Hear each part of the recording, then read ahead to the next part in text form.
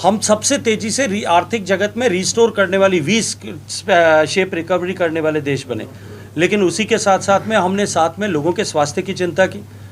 दुनिया का सबसे बड़ा टीकाकरण प्रोग्राम, हमने दुनिया का सबसे सस्ते टीके इन्वेंट किए, सबसे सस्ते टीकों का भारत में निर्माण किया, सबसे इफेक्टिव टीकों का निर्माण किया, दुनिया का सबसे बड़ा टीकाकरण ड्राइव किया और देश की जनता की टैक्स के पैसे की एक एक पाई देश की भलाई के लिए खर्च हो, इस लक्ष्य के साथ में जब काम किया 220 करोड़ डोजेज मुफ्त दे देकर के देश के लोगों का टीकाकरण किया। जब टीका बना था तब हमारे विपक्षी मित्र, कांग्रेस के मित्र ये कहते थे मोदी टीका है, कोई कहता था बीजेपी का टीका है, और लोग उसका लेकर के उपहास उड़ा रहे थे, संशय की स्थिति पैदा कर रहे थे। लेकिन जिस तरह से देश की सरकार ने काम किया, आज भारत के लोगों को तो सुरक्षा चक्र मिला ही, दुनिया के 50 से ज़्यादा देशों की 2/3 आबादी को जो है सुरक्षा चक्र मोदी जी के बनाए हुए टीके, देश के बनाए हुए टीके, भारत के बनाए हुए टीके से मिला।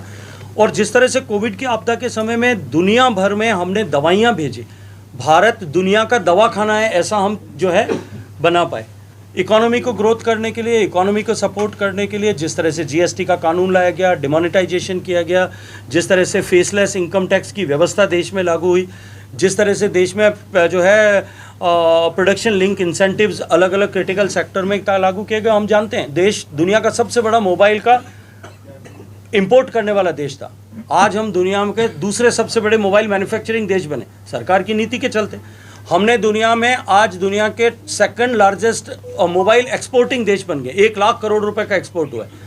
ठीक इसी तरह से सामरिक दृष्टि से अगर देखें तो हम अपनी सैनिक आवश्यकताओं की आपूर्ति को, विदेश पर निर्भरता कम करने के लिए काम कर रहे थे। एक तरफ सेना को मनोबल बढ़ा करके, उनकी शक्ति बढ़ा करके दुनिया को यह संदेश दे रहे थे कि हम भारत के विरोध में होने वाली किसी भी गतिविधि को, चाहे वो भारत की भूमि पर हो रही है या भारत के बाहर हो रही है, हम स्वीकार नहीं करेंगे।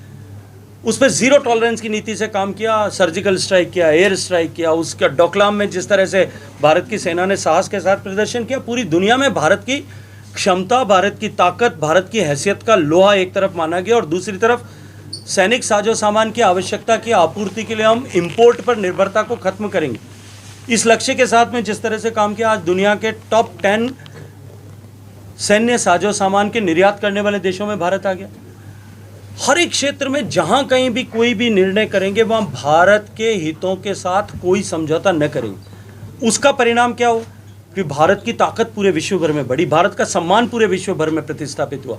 एक तरफ अपने विरासत के वस्तुओं का सम्मान करना, अपने विरासत के जो है सांस्कृतिक मान्यता के केंद्रों का सम्मान करना, उनका गौरव वापस लौटाना, और दूसरी तरफ पूरे देश का खोया हुआ गौरव लौटाना। और अगर मुझे कहा जाए, मैं ज़्यादा विस्तार में नहीं जाना चाहता, मुझे कहा जाए कि आप मोदी जी की सरकार के 9 साल में जो व्यवस्था पर विश्वास लोगों का खो गया था उसको वापस पुनर्स्थापित करते हुए पूरे विश्व भर में भारत का सम्मान एक बार वापस लौटाने में देश की सरकार ने 9 साल में काम किया है।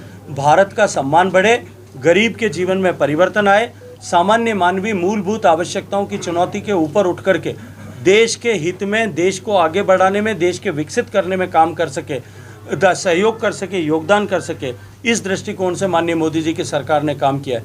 किसानों के जीवन में, महिलाओं के जीवन में, युवाओं के जीवन में जो है समाज के में विकास की दौड़ में जो क्षेत्र पीछे रह गए थे, पूर्वोत्तर का क्षेत्र से लेकर के जो समाज पीछे रह गए थे, उन सब के जीवन को सशक्तिकरण करने का काम देश की सरकार ने किया है। 9 साल तक सेवा करने का जो अवसर देश की जनता ने दिया और 9 साल तक आप सब मित्रों ने जिस तरह का सहयोग किया, तमाम तरह की विपरीत चुनौतियां, झूठ के पहाड़ खड़े करने के बावजूद भी जिस तरह से आप सब लोगों ने ट्रांसपेरेंसी के साथ में विषयों को देश की जनता के सामने पहुंचाने में सहयोग किया, देश की जनता ने हमें सेवा करने का सुअवसर और सौभाग्य प्रदान किया और आप सब ने हमारे सेवा के इस संकल्प को जनता तक वापस पहुंचाने में सहयोग किया। देश की जनता का और आप सब का अभिनंदन करने के लिए, अभिवादन करने के लिए जो कार्यक्रमों की श्रृंखला हुई है, उसके निमित्त मुझे आज सरसा में आप सब के बीच आने का सौभाग्य मिला।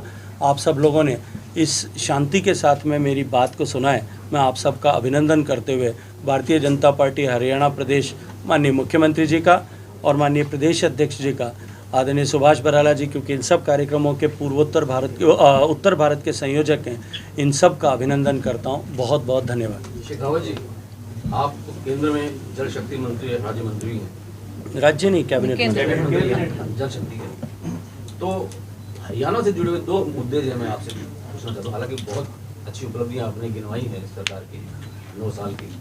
तो जो SYL का मुद्दा है हरियाणा में, वो 9 साल में क्यों नहीं सुलझा पाया, जबकि हरियाणा में भी बीजेपी की सरकार रही है और केंद्र में भी है। सुप्रीम कोर्ट ने देखिए मुद्दा सुनिए, एक सवाल तो ये है, दूसरा है पहलवानों का, वो भी हरियाणा के पहलवान जो कुश्ती के जो संघ जड़े मुझे लगता है कि वो जल मुद्दा अभी तक क्यों नहीं सुनिए मेरी बात, मैं दोनों विषयों पे आपकी बात को बोलता हूँ। पहली बात तो पहलवानों के मुद्दे पे बात करेंगे, मेरे मंत्रालय से रिलेटेड नहीं है, लेकिन फिर भी मैं आपने कहा है। देखिए SYL का मुद्दा सुप्रीम कोर्ट में लंबित है। सुप्रीम कोर्ट ने उसमें निर्णय भी किया था हरियाणा की एप्लीकेशन पर। सुप्रीम कोर्ट में लंबित है, कोई भी मैटर सब्जुडाइज हो, मुझे मंत्री होने के नाते उस पर मेरी सीमितता है, मुझे सीमित शब्दों में टिप्पणी करना चाहिए, लेकिन फिर भी मैं आपने पूछा है तो कहूँगा। सुप्रीम कोर्ट ने आदेश पारित किया कि भारत सरकार के मंत्रालय, जल शक्ति का मंत्रालय, जल शक्ति अब हुआ है, पहले वाटर रिसोर्सेज मिनिस्टर थे, उसके सेक्रेटरी राज्यों के सचिवों के साथ में बैठ करके कोई जो है आपस में सामंजस्य स्थापित करने की कोशिश करें। कोशिश किया, पंजाब की एडमेंसी के कारण से नहीं हो पाया। सुप्रीम कोर्ट को हमने वापस अपनी तरफ से अपना रिप्लाई फाइल किया, एफिडेविट फाइल किया। सुप्रीम कोर्ट ने कहा चीफ सेक्रेटरीज के लेवल पर बात करें, वो दौर भी समाप्त हुआ, पंजाब राजी नहीं था। सुप्रीम कोर्ट ने कहा कि जल शक्ति मंत्री, मुझे आदेश किया कि मैं दोनों मुख्यमंत्रियों के साथ में बैठूं। मैंने प्रयास किया, 2 बार प्रयास किया, लेकिन पंजाब की हठधर्मिता के कारण से नहीं हो पाया। हमने सुप्रीम कोर्ट को ये लिख करके अपनी स्थिति को स्पष्ट किया है।